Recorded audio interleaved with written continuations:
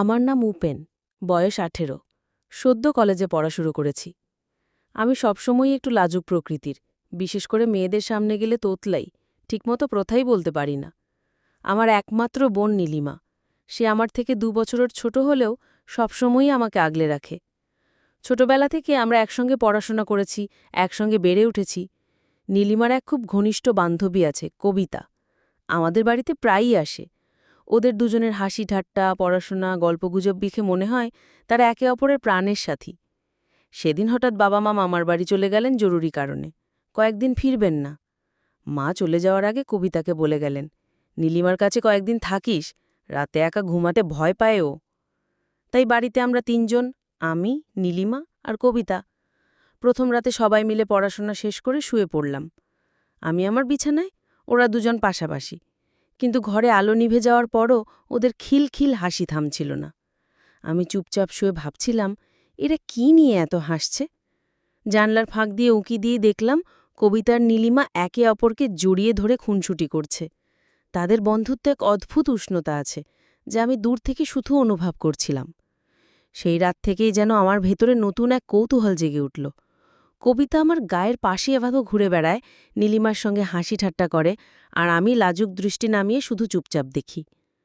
মনের ভেতরে তখনও বুঝতে পারিনি এই অচেনা আবেগের নাম আসলে কি। সেই রাতের পর থেকে কবিতার প্রতি আমার কেমন যেন একটা টান জন্ম নিল। ওকে দেখলেই বুকের ভেতর অদ্ভুত কাঁপুনি ওঠে, কিন্তু সেই অনুভূতিটা বোঝাবো কিভাবে নিজেই জানতাম না। পরের দিন দুপুরে পড়াশোনা শেষ হলে আমরা ৩ জন মিলে বারান্দায় বসেছিলাম। গ্রীষ্মের রোদ গাছের পাতার ফাঁক দিয়ে এসে পড়ছিল, হালকা বাতাসে পর্দা দুলছিল। নীলিমার কবিতা গল্পে মশগুল, হেসে হেসে লুটুপুটি খাচ্ছে। কবিতার হাসির ধ্বনি যেন পুরো ঘর ভরিয়ে দিল। ওর চুলের গন্ধ, ওর মিষ্টি হেসে ফেলা মুখ, সবকিছুই আমার চোখে নতুন লাগছিল। আমি চুপচাপ বসেছিলাম। ওরা দুজন আমাকে লক্ষ্যই করছিল না। কখনো কবিতা নীলিমার কাঁধে হেলান দিয়ে কিছু বলছে, আবার কখনো নীলিমা হেসে কবিতার হাত ধরে টান দিচ্ছে। তাদের এই বন্ধুত্বের দৃশ্য দেখে আমার বুকের ভেতর হালকা ঈর্ষা জেগে উঠল। মনে হলো যেন আমি দূর থেকে দাঁড়িয়ে দেখছি, অথচ কাছে গিয়ে কিছুই বলতে পারছি না। সন্ধ্যায় আবার পড়ার সময় কবিতা বই নিয়ে আমার পাশে এসে বসল। প্রথমে লাজুক হয়ে গেলাম, কিন্তু ওর চোখের দিকে তাকাতেই অদ্ভুত এক উষ্ণতা অনুভব করলাম। কবিতা হেসে বলল, উপেন, তুমি সবসময় এত চুপচাপ থাকো কেন? একটু প্রাণ খুলে হাসতে পারো না? আমি কিছু বললাম না, শুধু মৃদু হাসলাম, কিন্তু ভেতরে ভেতরে একটা শিহরণ ছড়িয়ে পড়ল। রাত বাড়তে থাকল।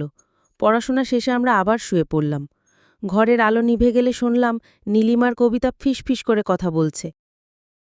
মাঝে মাঝে খিলখিল হাসিও ভেসে আসছে।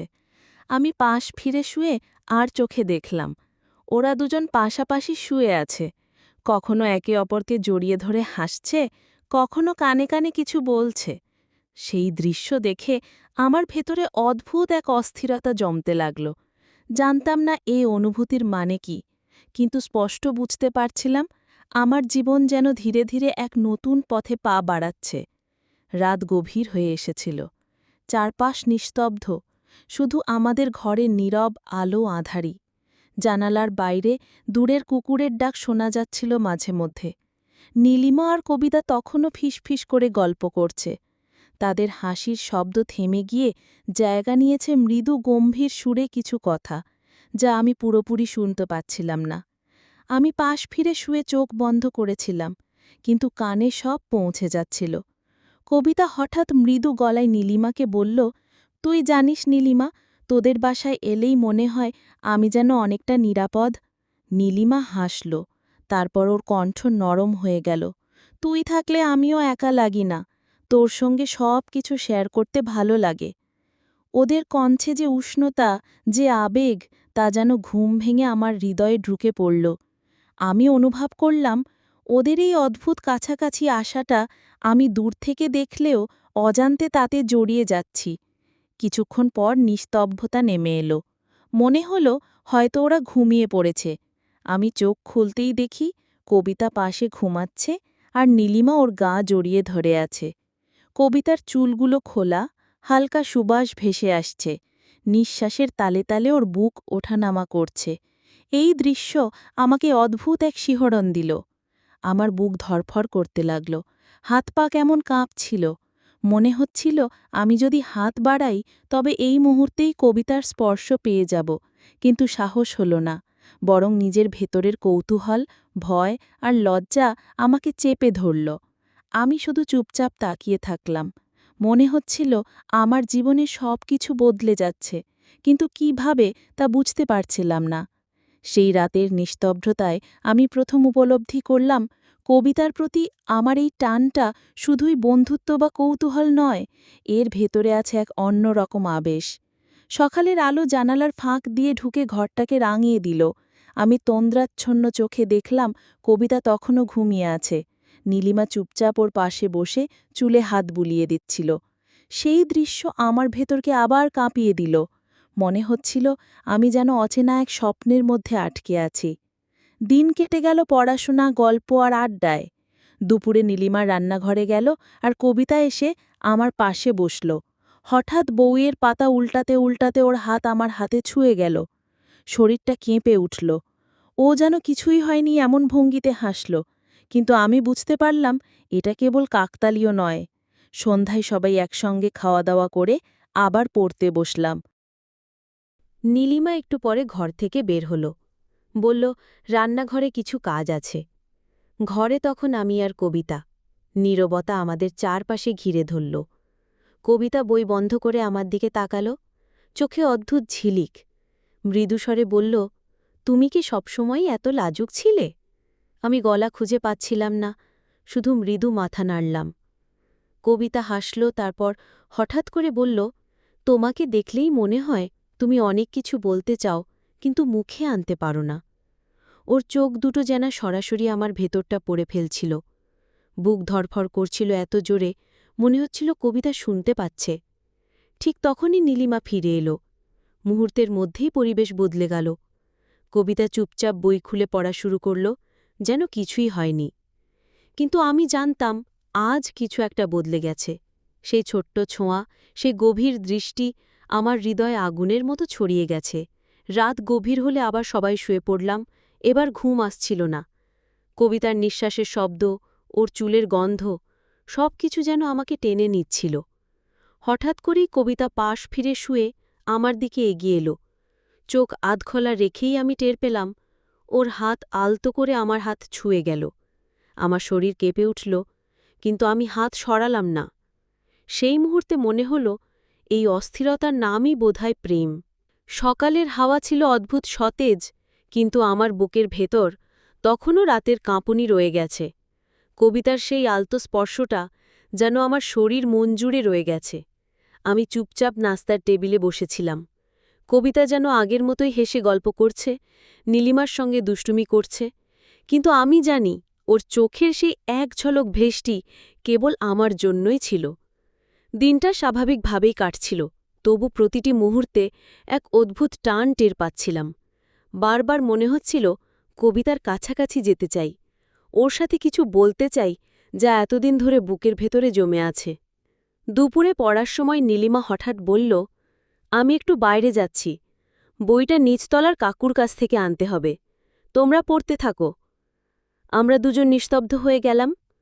কবিতা আমার দিকে তাকিয়ে হাসল, তারপর খুব ধীরে বলল, তুমি কি জানো, আমাদের চুপচাপ থাকা আসলে অনেক কিছু বলে দেয়। আমি অবাক হয়ে ওর চোখের দিকে তাকালাম, কিছু বলতে গিয়েও থেমে গেলাম। গলায় যেন শব্দ আটকে যাচ্ছিল। কবিতা আলতো করে বইয়ের উপর রাখা আমার হাতটা ছুঁয়ে দিল। মুহূর্তেই মনে হল বুকের ভেতর যেন ঢেউ খেলে গেল।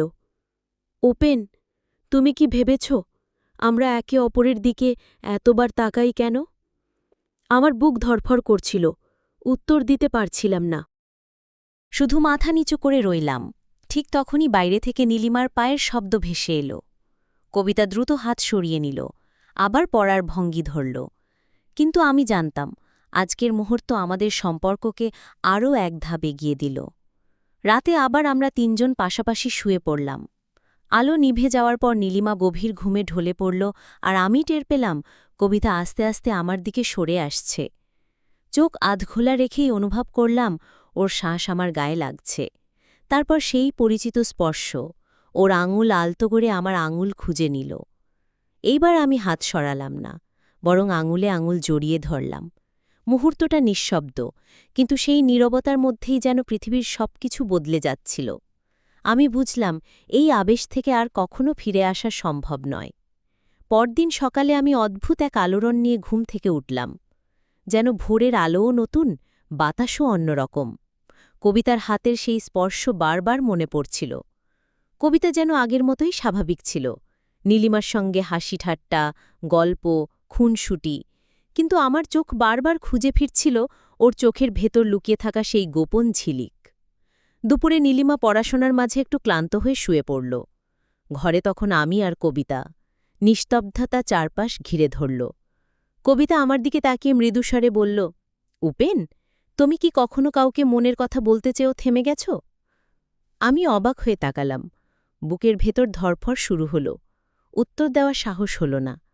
কবিতা হালকা হেসে বলল, আমি মাঝে মাঝে ভাবি, কিছু অনুভূতি হয়তো মুখে বলা যায় না, শুধু শুধু অনুভব করা যায়। ওর চোখে তখন এমন এক দীপ্তি ছিল যা আমাকে একেবারে ভেতর থেকে কাঁপিয়ে দিল। হঠাৎ করেই কবিতা হাত বাড়িয়ে আমার হাত ধরল। এবার আর কোনো দ্বিধা করলাম না, ওর হাত শক্ত করে চেপে ধরলাম। মনে হচ্ছিল পৃথিবীর সব কিছু থেমে গেছে, শুধু আমাদের দুজনের হৃৎস্পন্দন বাজছে একসঙ্গে। ঠিক তখনই দরজার বাইরে নীলিমার কাশির শব্দ ভেসে এলো। আমরা দুজনেই তড়িঘড়ি হাত সরিয়ে নিলাম। মুহূর্তে সেই জাদু যেন বাতাসে মিলিয়ে গেল। কিন্তু আমি জানতাম, এবার আর ফেরার পথ নেই। রাতে যখন আমরা তিনজন শুয়ে পড়লাম, নীলিমা দ্রুত ঘুমিয়ে গেল। কবিতা ধীরে ধীরে আমার কাছে এসে ফিসফিস করে বলল, উপেন, তুমি কি জানো, আজ প্রথমবার আমি সত্যি করে বুঝলাম তুমি আমার কাছে আলাদা। আমার বুক কেঁপে উঠল। আমি কোনো কথা বললাম না, শুধু নিঃশব্দে ওর হাত খুঁজে নিলাম। সেই নীরবতায় আমাদের অজানা স্বীকারোক্তি এক অদ্ভুত আবেশে গাঢ় হয়ে উঠল। আমি বুঝলাম এটাই আমাদের প্রথম সত্যিকারের মুহূর্ত। পরদিন সকালে থেকেই আমার বুকের ভিতর কেমন অস্থিরতা চলছিল। কবিতার বলা সেই এক লাইন, তুমি আমার কাছে আলাদা, মনে হচ্ছিল বারবার প্রতিধ্বনিত হচ্ছে। নীলিমা তখনও আগের মতোই স্বাভাবিক। ওর হাসি খুনসুটির ভেতরে কোনো অস্বস্তি নেই, অথচ আমার ভেতরটা যেন ভরে গেছে কাঁপুনিতে। দুপুরে আমরা তিনজন একসাথে বসে পড়ছিলাম। নীলিমা হঠাৎ বলল, আমার মাথাটা কেমন ধরে গেছে, আমি একটু শুয়ে আসছি, তোমরা পড়তে থাকো। নীলিমা ঘর ছেড়ে যেতেই চারপাশে এক অদ্ভুত নীরবতা নেমে এলো। কবিতা আমার দিকে তাকিয়ে চুপচাপ ছিল। আমি অনুভব করলাম আমার হাতের তালু ঘামে ভিজে উঠছে। হঠাৎ কবিতা বই বন্ধ করে মৃদুস্বরে বলল, উপেন, কাল রাতে যা বলেছিলাম তুমি কিছুই উত্তর দিলে না। আমার বুক ধরফর পড়তে লাগল। কোনোভাবে গলা খুঁজে পেলাম না, শুধু ফিসফিস করে বললাম, আমি আমি বুঝতে পারিনি কি বলবো। কবিতা গভীর দৃষ্টিতে আমার দিকে কাকালো। চোখের ভেতরে ছিল এক অদ্ভুত দৃঢ়তা। তাহলে আজ বলো, আমি জানতে চাই। আমি কাঁপতে কাঁপতে বললাম, হ্যাঁ কবিতা, তুমিই আলাদা, তোমার জন্যই এই অস্থিরতা। কবিতার চোখ ভিজে উঠল, আর মুহূর্তেই ওর হাত আমার হাতে এসে জড়িয়ে গেল। এবার আর কোনো ভয় থাকল না, যেন অনেক দিনের আটকানো কথা হঠাৎ মুক্তি পেল। আমরা চুপচাপ একে অপরের দিকে তাকিয়ে রইলাম। সেই দৃষ্টি যেন সব কথা বলে দিল।